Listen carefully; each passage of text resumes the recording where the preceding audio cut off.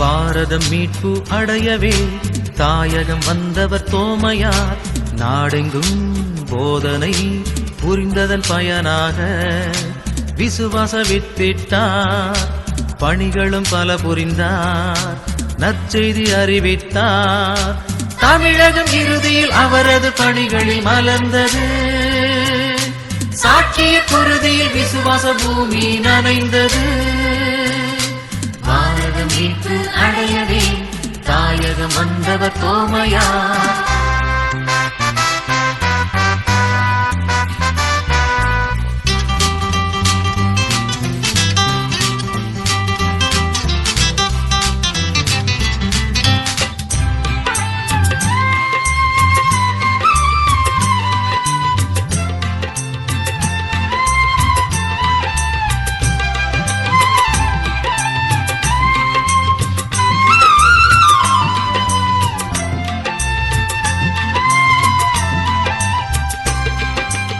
All போல திருச்சபையும் வளர்கின்றது.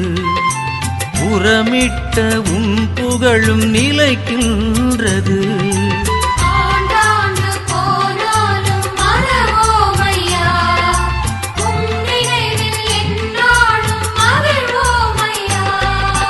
இந்திய தேசம் இறைவனை அறிய வந்தவரே வாழி.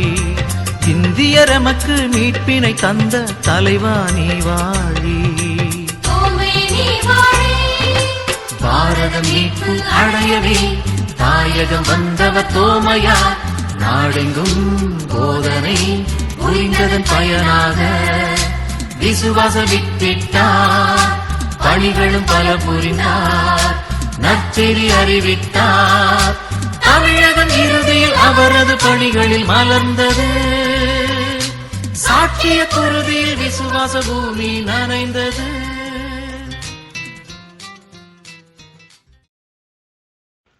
ஜூலை மாதம் 3ஆம் தேதி வியாழக்கிழமை இந்தியாவின் திருத்தூதரான புனித தோமாவின் பெருவிழா. முதல் வாசகம். புனித சின்னப்பர் எபேசியருக்கு எழுதிய திருமுகத்திலிருந்து வாசகம். அதிகாரம் 2, இறைவசனங்கள் 19 முதல் 22 முடிய. சகோதரர் சகோதரிகளே, இனி நீங்கள் அந்நியர் அல்ல, வேற்று நாட்டினரும் அல்ல, இறைமக்கள் சமுதாயத்தின் உடன்குடிமக்கள், கடவுளின் குடும்பத்தை சேர்ந்தவர்கள், திருத்தூதர்கள், இறைவாக்கினர்கள் ஆகியோர்களை அடித்தளமாகவும் கிறிஸ்து இயேசுவையே மூளைக்கல்லாகவும் கொண்டு அமைக்கப்பட்ட கட்டடமாய் இருக்கிறீர்கள். கிறிஸ்துவின் உறவில் கட்டடம் முழுவதும் இசைவாக பொருந்தி ஆண்டவருக்கென்று தூய கோவிலாக வளர்ச்சி பெறுகிறது. நீங்களும் அவரோடு இணைந்து தூய ஆவி வழியாக கடவுளின் உறைவிடமாக கட்டப்பட்டு வருகிறீர்கள். ஆண்டவரின் அருள்வாக்கு. இறைவா உமக்கு நன்றி. நற்செய்தி வாசகம். புனித யோவான் எழுதிய தூய நற்செய்தியிலிருந்து வாசகம். அதிகாரம் 20, இறை வார்த்தைகள் 24 தொடங்கி 29 முடிய. 12 ஒருவரான திதிம் என்னும் தோமா இயேசு வந்தபோது அவர்களோடு இல்லை. மற்ற சீடர்கள் அவரிடம், ஆண்டவரை கண்டோம் என்றார்கள். தோமா அவர்களிடம், அவருடைய கைகளில் ஆணிகளால் ஏற்பட்ட தழும்பை பார்த்து அதில் என் விரலை விட்டு அவர் விழாவில் என் கையை இட்டாலன்றி நான் நம்ப மாட்டேன் என்றார். 8 நாள்களுக்கு பின் அவருடைய சீடர்கள் மீண்டும் உள்ளே கூடியிருந்தார்கள். அன்று தோமாவும் அவர்களோடு இருந்தார். கதவுகள் பூட்டப்பட்டிருந்தும் இயேசு உள்ளே வந்து அவர்கள் நடுவில் நின்று, உங்களுக்கு அமைதி உரித்தாகுக என்று வாழ்த்தினார். பின்னர் அவர் தோமாவிடம், இதோ என் கைகள், இங்கே உன் விரலை இடு. உன் கையை நீட்டி என் விழாவில் இட்டு ஐயம் தவிர்த்து நம்பிக்கை கொள் என்றார். தோமா அவரை பார்த்து, நீரே என் ஆண்டவர், நீரே என் கடவுள் என்றார். இயேசு அவரிடம், நீ என்னை கண்டதால் நம்பினாய், காணாமலே நம்புவோர் பேறு பெற்றோர் என்றார். ஆண்டவரின் அருள்வாக்கு. கிறிஸ்துவே உமக்கு புகழ். அன்புக்குரியவர்களே, புனித தோமாவை சந்தேக தோமாவாகவே பார்த்து அவரை சந்தேகப்படுகிற எல்லோருக்கும் பாதுகாவலர் என்பது போல ஏற்படுத்திவிட்டோம். இதன் காரணமாகவோ என்னவோ அவர் இந்தியாவிற்கு வந்த திருத்தூதராக இருந்த பொழுதும் அவருக்கு கொடுக்கப்படுகின்ற முக்கியத்துவமும் குறைவு, அவருக்கு நேர்ந்தளிக்கப்பட்ட ஆலயங்களின் எண்ணிக்கையும் குறைவு. எனினும் அவரது செயல்களையும் வாழ்வையும் இன்னொரு கண்ணோட்டத்தில் நாம் அணுகுகின்ற பொழுது அவர் நம் வாழ்விற்கு கற்றுத்தரும் பாடமானது அலாதியானது. அவர் கற்றுத்தருகின்ற பாடத்தை கீழ்கண்ட 2 வரிகளில் நாம் அடக்கிவிடலாம். வாழ்வில் எது உண்மை என்பதை தேட வேண்டும். இரண்டாவதாக, அந்த உண்மைக்கு சாட்சியாக நம்மையே கையளிக்க வேண்டும். இந்த 2ஐயும் ஒவ்வொன்றாக பார்க்கலாம். முதலாவதாக, அவரிடம் இருந்த உண்மைக்கான தேடல். ரிச்சர்ட் டாக்கின்ஸ் என்பவர் இங்கிலாந்து நாட்டைச் சேர்ந்த ஓர் அறிவியலாளர். அவர் இவ்வாறு ஒரு முறை சொன்னார்: அறிவியலுக்கு பாதுகாவலராக ஒருவரை திரு அவை நியமிக்க விரும்பினால் அது புனித தோமாவாகத்தான் இருக்க முடியும். காரணம், எதையும் கண்மூடித்தனமாக ஏற்றுக்கொள்ளாமல் உண்மை என்ன என்பதை அறிந்து கொள்ள வேண்டும் என்கிற தேடல் அவரிடம் இருந்ததே என்கின்றார். இயேசுவின் உயிர்ப்பு என்பது வரலாற்றில் நடந்த ஒரு வித்தியாசமான மாபெரும் நிகழ்வு. மற்ற சீடர்கள் அதை பற்றி சொன்ன பொழுது அது உண்மைதானா என்கிற தேடுதலில் தோமா ஈடுபடுகின்றார். அவருடைய கைகளில் ஆணிகளால் ஏற்பட்ட தழும்பை பார்த்து அதில் என் விரலை விட்டு அவர் விழாவில் என் கையை இட்டால் அன்றி நான் நம்ப மாட்டேன் என்று அடம்பிடித்தார். இந்த தேடுதல் அவர் உயிர்ப்பின் நேரடி அனுபவத்தை பெற காரணமாக இருந்தது. ஒருவேளை மற்ற சீடர்கள் சொன்னதை கேட்டு தோமா அப்படியே நம்பியிருந்தார் என்றால் அவருக்கு இந்த சிறப்பு அனுபவம் கிடைத்திருக்குமா என்பது கேள்விக்குறிதான். அன்பிற்குரியவர்களே, நம்முடைய வாழ்விலும் உண்மையை நோக்கிய நாம் தேடலை ஆழப்படுத்திக் கொள்ள நாம் அழைக்கப்படுகின்றோம். காரணம், இந்த உண்மைதான் நமக்கு விடுதலை அளிக்கும். யோவான் 8:12. மகாத்மா காந்தியிடம் ஒரு முறை பொன்னை விட மேலானது எது என்ற கேள்வி கேட்கப்பட்ட பொழுது அவர் கொஞ்சம் கூட யோசிக்காமல் உண்மை என்று பதில் தந்தார். புனித அபிலா தெரசா அடிக்கடி தன் சகோதரிகளிடம் சொன்னது உண்மையின் வழியில் நடங்கள் என்பதாகும். கிரேக்க கதை இலக்கியத்தில் ஸ்பிங்க்ஸ் என்ற ஒரு வித்தியாசமான படைப்பை பற்றி நாம் வாசிக்கின்றோம். இது சிங்கத்தினுடைய உடலும் மனித தலையும் கொண்டது. இந்த மனித மிருகம் தான் சந்திக்கின்ற மனிதர்களிடம் புதிர் ஒன்றை போடுமாம். புதிரை ஒரு நபர் விடுவித்தார் என்றால் அவருக்கு ஏராளமான பரிசுகளை கொடுத்துவிட்டு செல்லும். யாரெல்லாம் புதிரை விடுவிக்க முடியவில்லையோ அவர்கள் அனைவரையும் இந்த மிருகம் விழுங்கிவிடுமாம். நாம் வாழும் இந்த வாழ்க்கை கூட ஸ்பிங்க்ஸ் போன்றது.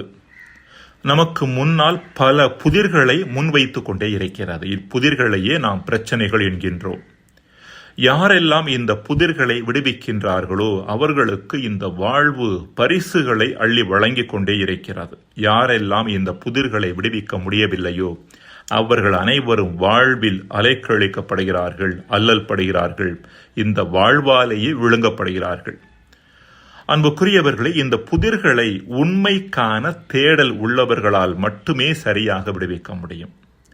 எனவே நமது உறவு வாழ்விலும், நமது பொருளாதார வாழ்விலும், நமது ஒட்டுமொத்த வாழ்விலும் சரியானது எது, உண்மையானது எது என்ற தொடர் தேடலை கண்முன் கொண்டு வாழ புனித தோமா நமக்கு அழைப்பு விடுக்கின்றார். இரண்டாவதாக, கிறிஸ்து உயிர்த்தார் என்ற உண்மையை அறிந்து அனுபவித்த புனித தோமா அமைதியாக இருக்கவில்லை. அந்த உண்மைக்கு சாட்சியாக மாறினார். அந்த உண்மையை அனைவருக்கும் அறிவிக்க புறப்பட்டார்.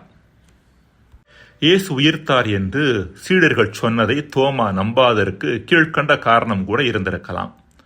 அதாவது, வரலாற்றின் மாபெரும் நிகழ்வான இயேசுவின் உயிர்ப்பை மற்ற சீடர்கள் கண்ட பின்பு கூட தொடர்ந்து அவர்கள் தங்களையே அறைக்குள் அடைத்து கொண்டு கிடந்ததை அவரால் புரிந்து கொள்ள முடியவில்லை.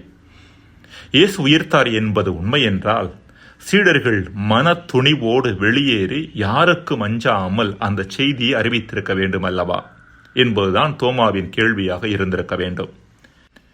எனவே சீடர்களின் கோழைத்தனத்தையும் அச்சத்தையும் பார்த்த அவர், இவர்கள் உண்மையிலேயே இயேசுவின் உயிர்ப்பை அனுபவித்தவர்கள் தானா என்கிற சந்தேகத்தை எழுப்பியதில் வியப்பேதுமில்லை. அதே வேளையில் தோமா கிறிஸ்துவின் உயிர்ப்பை அனுபவித்த பின்பு வித்தியாசமான மனிதராக மாறினார். வீரியம் அவரது வாழ்விற்குள் நுழைந்தது. வித்தியாசமான காலச்சூழல், புதிய பண்பாடு, வேற்று இனம், புதிய மொழி போன்ற தடைகள் அவரை தடுத்து நிறுத்தவில்லை. தான் அறிந்த, அனுபவித்த உயிர்ப்பின் உண்மையை எல்லோரும் தெரிந்து கொள்ள வேண்டும் என்பதற்காக பல சிக்கல்களை கடந்து இந்தியா வந்தார். அதற்கு சாட்சியாக தம் உயிரையும் கையளித்தார். அன்பிற்குரியவர்களே, நாம் உண்மை என்று எதை ஏற்றுக்கொண்டிருக்கின்றோமோ, நம்புகின்றோமோ, அதற்கு சாட்சிகளாக வாழ்வதற்கான அழைப்பை இன்று தோமா நமக்கு முன்வைக்கின்றார். துரதிர்ஷ்டவசமாக நாம் எது உண்மை என்று தெரிந்தாலும் அதை வெளிப்படையாக சொல்வதில்லை, அதற்கு சாட்சிகளாக வாழ்வதும் இல்லை. அதனால் சிக்கல்களும் பிரச்சனைகளும் எதிர்ப்புகளும் கேலி பேச்சுக்களும் வரும் என்று எண்ணி வாயை மூடி மௌனிகளாக இருந்து விடுகின்றோம். புனித தோமாவின் உண்மைக்கான தேடல் நம் உண்மைக்கான தேடலின் வேகத்தை பல மடங்கு அதிகரிக்கட்டும். அவ்வுண்மைக்கு சாட்சியாக உயிர் கொடுத்த அவரது வீரம் நம்மையும் சாட்சிய வாழ்வுக்கு அழைக்கட்டும். மன்றாடுவோமாக. இறைவா, உண்மை என்பது கடலின் ஆழத்தில் கிடக்கும் முத்து போன்றது என்பதை உணர்ந்து மேலோட்டமான தன்மையிலிருந்து வாழ்வின் ஆழத்திற்குள் நாங்கள் பயணிக்க எங்களுக்கு வரம் தருவீராக. ஆமேன். தேசிய திருத்தலமாய் மேலோங்கி நின்றிடும் அருள்மலை தாங்கும் தோமாவின் பாரதமே, கிறிஸ்துவ விசுவாசத்தின் முதல் விதையாக மிளிர்ந்திடும் தூய தோமையார் திருமலையே, தேசம் போற்றும் இரத்த சாட்சியேயம் தோமாவே, நீர் வாழ்க, நீர் வாழ்க, எம் தேசிய திருத்தூதரே வாழ்க.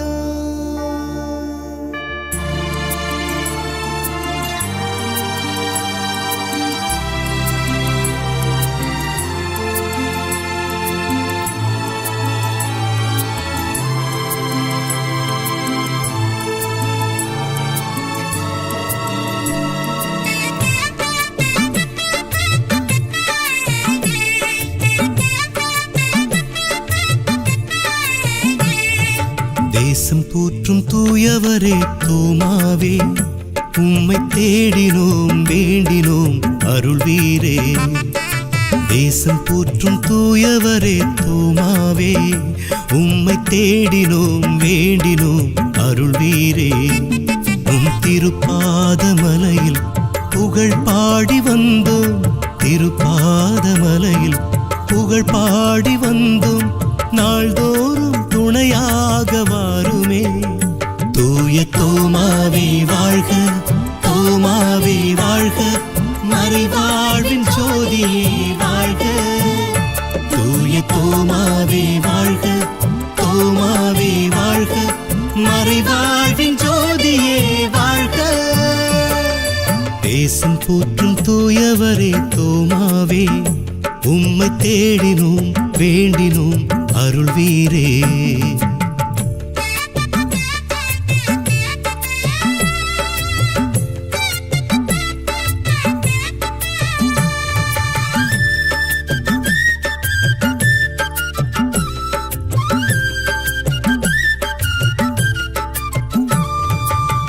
நற்செய்தி கொண்டு வந்த மாமுனியே, நன்றி துதி பாடுகிறோம் உம் பதமே.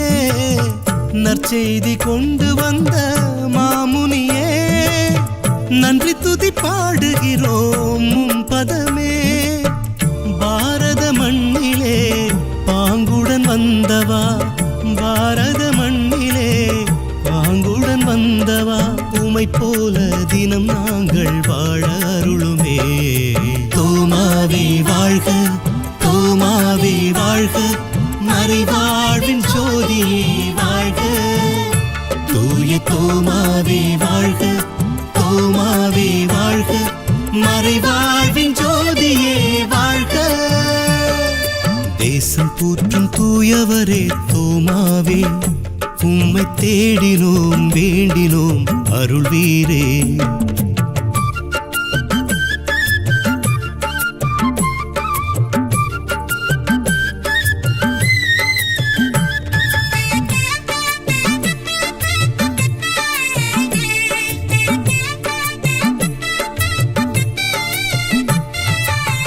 இயேசுவின் திருக்காயம் பணிந்தவரே, இறை விசுவாசம் தன்னை வளர்த்தவரே. இயேசுவின் திருக்காயம் பணிந்தவரே, இறை விசுவாசம் தன்னை வளர்த்தவரே. செந்நீரும் சிந்தினி சிலுவையின் துணையிலே, செந்நீரும் சிந்தினி சிலுவையின் துணையிலே.